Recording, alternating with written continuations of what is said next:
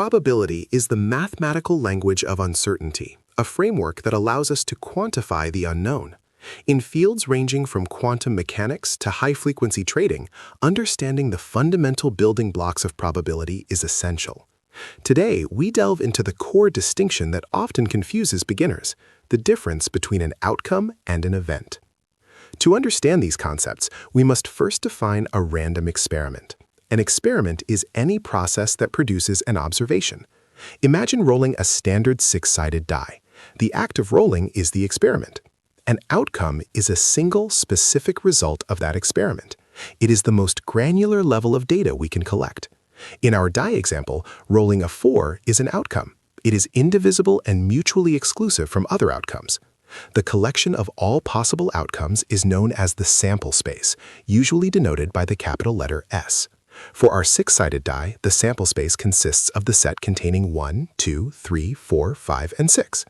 According to the axioms of probability established by Andrey Kolmogorov, the sum of the probabilities of all individual outcomes in a sample space must equal exactly 1, or 100%. Now, let's define an event.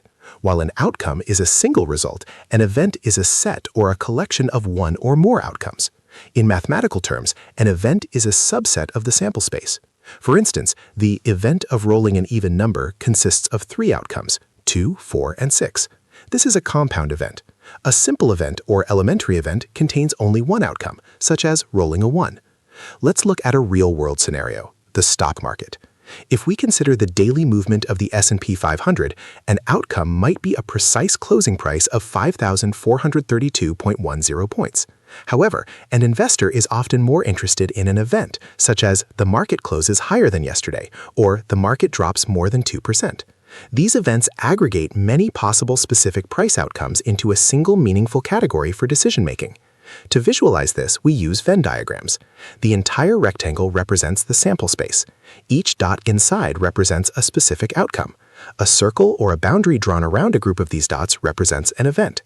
This distinction is crucial because we calculate the probability of an event by summing the probabilities of the outcomes it contains. If each side of a fair die has a 1/6 chance, the event even number has a probability of 1/6 plus 1/6 plus 1/6, totaling 50%. In summary, an outcome is what actually happens in a single trial. It's a point. An event is a description of what we are looking for. It's a set of points. Understanding this difference is the first step toward mastering statistical inference and risk management. As noted in classic texts like John E. Freund's Mathematical Statistics, clarity in these definitions prevents errors in complex probability calculations. References: 1. John E. Freund, Mathematical Statistics with Applications. 2. Sheldon Ross, A First Course in Probability. 3. Gujarati, Basic Econometrics, Probability Foundations.